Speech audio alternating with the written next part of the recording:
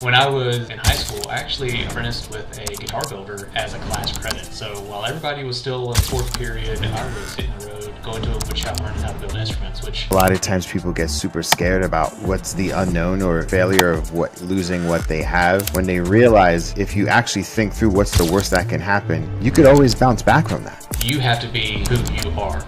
I have to be Mike. You have to be Steve. Because if I try to be like him or her, then that voice is not authentic to me. And you can only act for so long. Climbing this ladder, right, of making a little bit more, becoming more efficient in my processes. And now I'm to a point where I'm tipping and putting a pause on all the custom work. Hey, welcome to a brand new episode of the Woodpreneur podcast. This is your host, Steve. Today's guest is Woodshop Mike. How you doing, Mike? Doing well.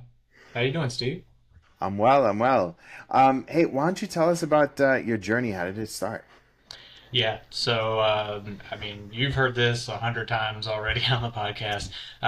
My journey started kind of to go full time out of necessity. So when I was in high school, I actually apprenticed with a guitar builder as a class credit. So while everybody was still in fourth period, I was hitting the road, going to a woodshop, learning how to build instruments, which that was pretty fun.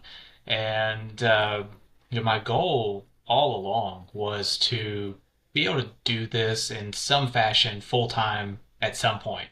And I thought it was going to be like after our house was paid off, after our kid was through college, just like lower liability, right? So that way, if I fall flat on my face, not that big of a deal, sort of. But we moved to the Atlanta area a couple years ago. I was doing 3D design for a company, and just out of nowhere they let me go. And so I was at a crossroads, and prayed about it. Our church helped to support us a little bit during that time, and we're like, I can go full time right now. This was right before the last election. Business is always a little bit shaky, right? Like things could go off the chart. Things could just fall through. And I was like, well, if I get hired by a company and things tank, I'm going to be one of the first ones to get let go.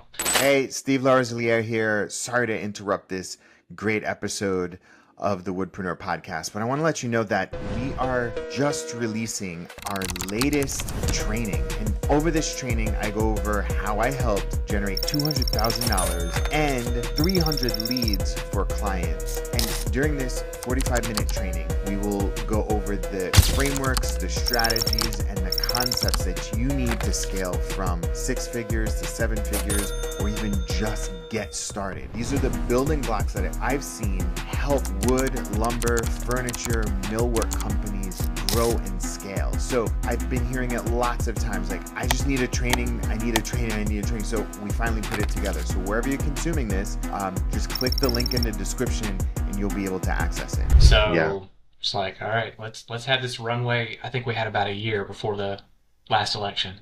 So it took that time, just really dove in, and praise the Lord, we haven't missed a bill. We're not millionaires or anything like that. Haven't missed a bill, and just plugging along. So yeah, like the majority of other people I've heard on the podcast, this really came as a necessity to go full time. And wow. So you really took that opportunity. It sounds like you're pretty strategic. You had a lot of people around you helping you, right? Yeah. Thankfully, at the time, we had a couple of people that we were in regular contact with that were successful entrepreneurs themselves. So I kind of had them in the pocket, saying like, all right, this is what I'm thinking. This is what I'm thinking. As you know, content creation is part of my business model. And, so just even from somebody who wasn't in this field or isn't in the content creation field, but a businessman himself, I, said, hey, these are the steps that I'm thinking to take.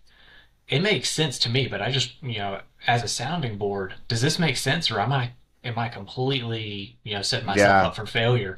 And he was like, yeah, no, I think that's a good route to take. It makes sense. And, worst comes to worst, you can always go get a job at Home Depot or something. You could always get a job. Yeah. That's, it's really fascinating when you say that, because I think a lot of times people get super scared about what's the unknown or failure of losing what they have when they realize if you actually think through what's the worst that can happen, you could always bounce back from that. Right. Yeah. There's a lot of Do you work to be believe had that? out there. Oh yeah. No, absolutely. I mean, my wife and I had this conversation more often than I might like to admit. But it's just kind of like if we've been good for I guess what's it been almost 4 years now, Wow. and yeah, the reality that I would rather not embrace, but if I had to, is if worse comes to worse, I just go get a job. Um, Yeah. you know, Yeah. and Yeah. I'm also in a unique position where my shop is in my basement, so I don't have the same overhead that a lot of folks do that have a standalone building. They're paying rent, or Hmm. or they had this huge capital investment to build their Yeah. shop. My shop is part of my house, Yeah. and actually when we moved to the area, we were very fortunate to find the house that we do have because we had this in the Yeah. back of our mind the entire time of I'm going to need a place to work Yeah. and really we were looking for either some guy who used to collect cars and had like a 5 bay garage on his site, Garage. Sure. or a basement. And yeah, our basement, it's a full unfinished basement, so the shop is about 1,800 square feet for a one Yeah. man show. Like That's a bit, that's that's pretty big. yeah, yeah. Yeah. So So those first couple years, what was the main product and service that you did to make money? So I really out of the gate, my plan was content and custom work, and wherever I could, I was overlapping or double dipping on projects, right? So Hmm. if I had a brand that would align with a certain project, then I was Hmm. saying, all right, I'm gonna record this project. I'm gonna make sure I get some shots of me using X brand's product, and so that way I was able to double dip because like first getting started as a custom woodworker, you can't, or at least in my case, I couldn't charge what I knew my stuff was worth because otherwise, like I'm unknown, so I would just be sitting not doing any work. Yeah. So that helped me to maximize the revenue I could make from each physical project, and Hmm. then it didn't take very long before I started working with a couple of interior designers in my area that, then allowed me to charge a little bit more, charge a little bit more. And as I had this organic content for brands, then I Hmm. had more and more brands, partnering with me. Got you. Got you. Got you. So the model from the beginning was content creator and maker and maximizing the your builds for deals with brands. Exactly. Yeah. And right How'd you even now, come up with that 4 years ago? um, I don't remember. I think Well, I think it was sort of thinking about all right, what's my long term goal? My long term goal is to do content creation full time, uh, Hmm. and so how do I get there? Because if I'm so my wife is a stay at home mom, she homeschools, so I'm the sole Yeah. breadwinner. So I can't just say like, all right, we're going on a 3 month trip, we're going down this road of content creation only. Um, yeah, like we have this harsh reality, right? Of if worse comes to worse, I can fall back and go get a job, but I don't need to be teeing myself up to that is where I'm going to be in 3 months, right? Yeah. Yeah. Yeah.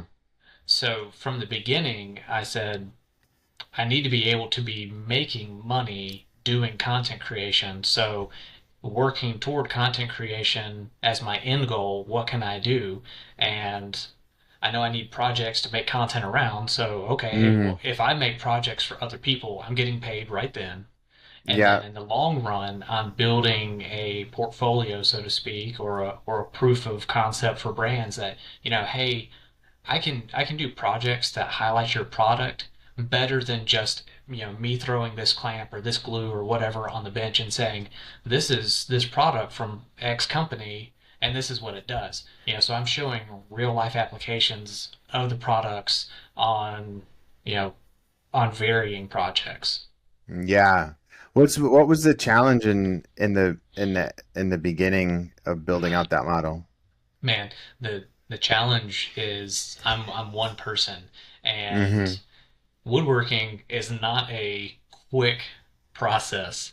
It's uh, so the challenge was really just my time limitation, and so I build the project. That's what 4 days, a week, a couple weeks, depending on how big it is.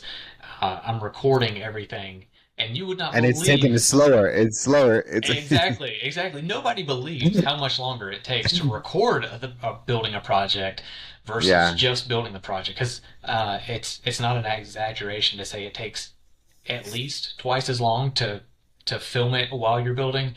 yeah, And then you have almost that same amount of time actually editing up the video.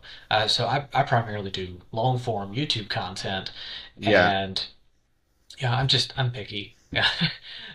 So I get through the edit. I'm just digging into it. I'm way too focused on the Attached. details. Yeah. So, but also at this point, like I don't have money to pay an editor to churn through this stuff. yeah, And that's one thing that I've recently been able to do is start outsourcing at least some of the longer projects to an editor, so that way, I'm not spending a week just scrubbing through video saying like, does this matter? Does this make sense? yeah, yeah, So on and so. yeah. So, You can actually have an objective editor eye look at your content and says, oh "Oh, yeah, this is important. This isn't." Because I know when you film content, everything feels important, oh yeah, right? oh yeah, Even when you want to edit down, you're like it needs to be, X amount of minutes, but you're like, but right. I have to include this, you know? Right, right, right. It won't make sense if I don't show them how to sand it. They won't figure that out all by themselves.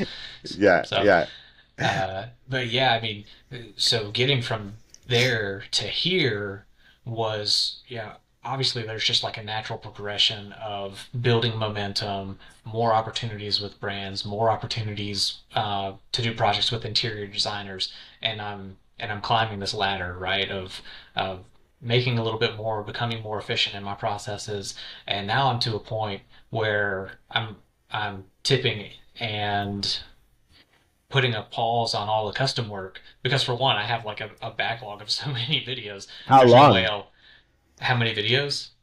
Yeah, yeah. There's at least 18 to 24 projects that I haven't edited. So Wow. yeah. Um, Wow. so so That's incredible. yeah. Well, let me Uh, ask you this. I mean, sure. I'm just curious. Like, have you gotten down to figure out, like, okay, every video that I do is worth this amount of money? Uh, no, that's probably something that I should. But part of the reason that I had these backlog, one was my own time limitation because I have client deadlines and they don't really care about the video, right? Um, and the other thing is, so I'm holding these in reserve strategically so that way, as new brand opportunities evolve, I can use that video as a canvas for highlighting their product. Oh, okay. So you did you strategically build these products not having a sponsor in mind, but knowing that you would Yeah, approach them saying like, "Hey, I got this project," but it's right. almost like you batch projects with these. Yeah, That's so smart, dude. That's so yeah, smart. yeah, Hey, so it kind of sound, you know what I'm kind of learning because I interviewed another content creator maker, and he was telling me that he was just kind of going into his process. I was like, what's your main product and service? And he was like, content. Like, that's my main product and service. His medium just happens to be furniture making, woodworking, right. right? And it's, so like I work with a lot of people, they only work with clients and, content is an afterthought only for gaining more clients and that's Right. it, right? Right. But they're not at the detail. What's the kind of mindset that you have as it relates to attracting an audience and building an audience around your content? Like, what have you learned through the process of putting out regular content and understanding what they need? Sure. Um, so it's going to sound really simple.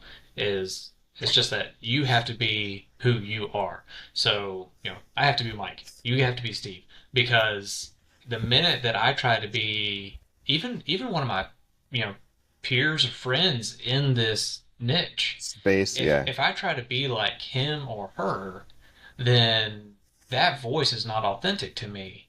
And Mm, you can only act for so long. So, my speaking demeanor is not one that's super excited and I don't gesticulate a lot.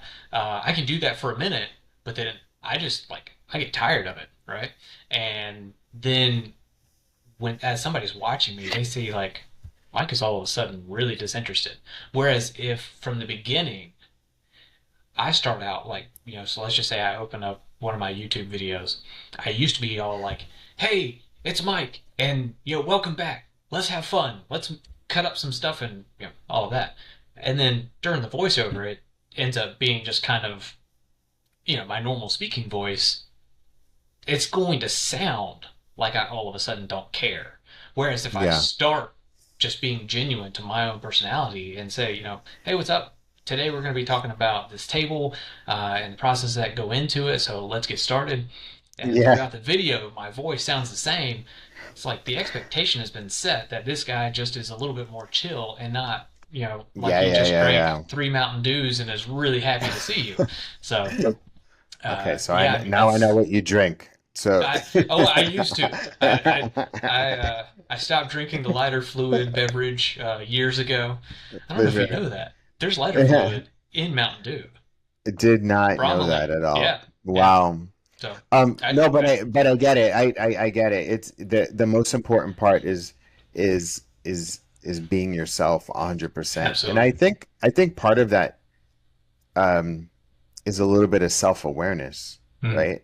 Mm-hmm. And understanding who you are, where you want to be, and the types of people that you want to surround yourself with. So could you describe your audience? Like how, do you know exactly who they are?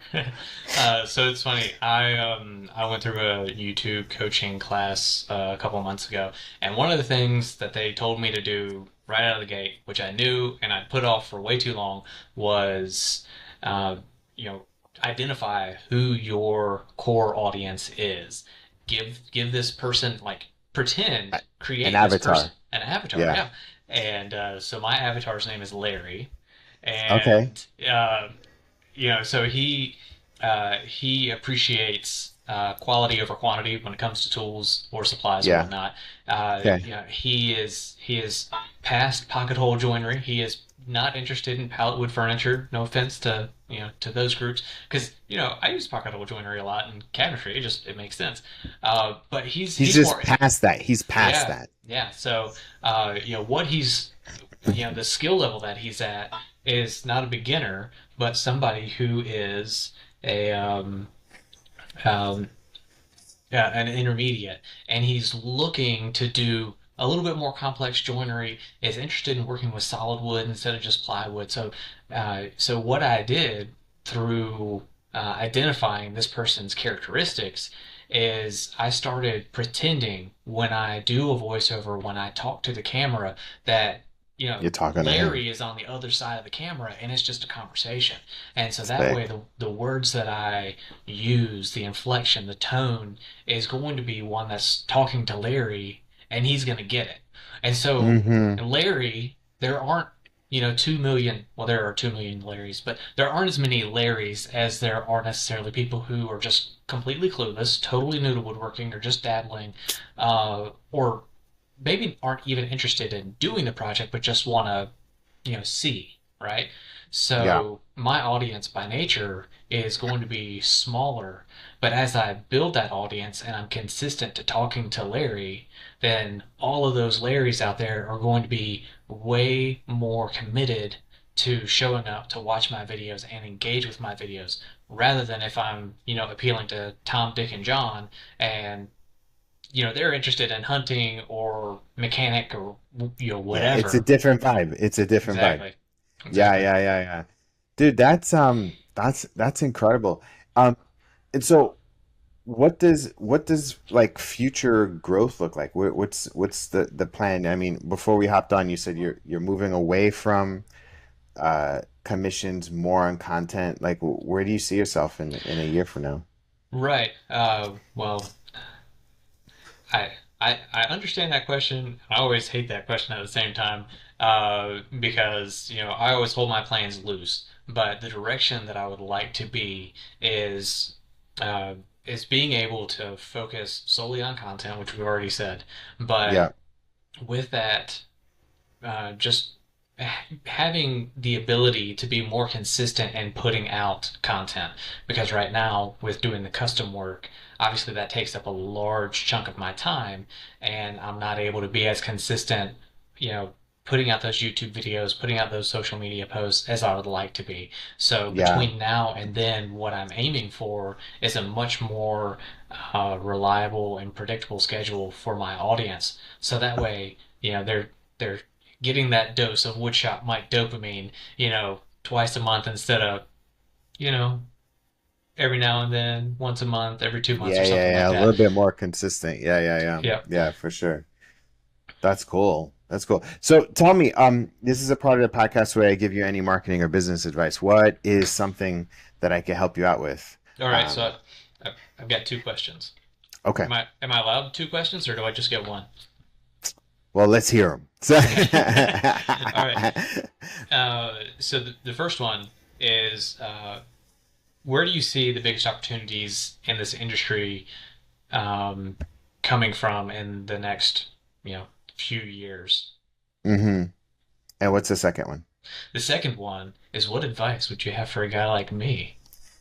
Yeah. So based off of, I'd rather answer the second because I feel like that will help you more. Sure. And so I'm thinking if you are on the path of, so let me see if I could rephrase the question. How, if I were you, how would I take my business to the next level? Yeah. Right? Like Hmm. how would I elevate it and maybe tap into that question, that challenge that you had right in the last question. It was, you know, how do I put out more content more regularly and that sort of stuff. So one is you're only one person and you need leverage. Hmm. And the leverage needs to come from you operating at your highest level.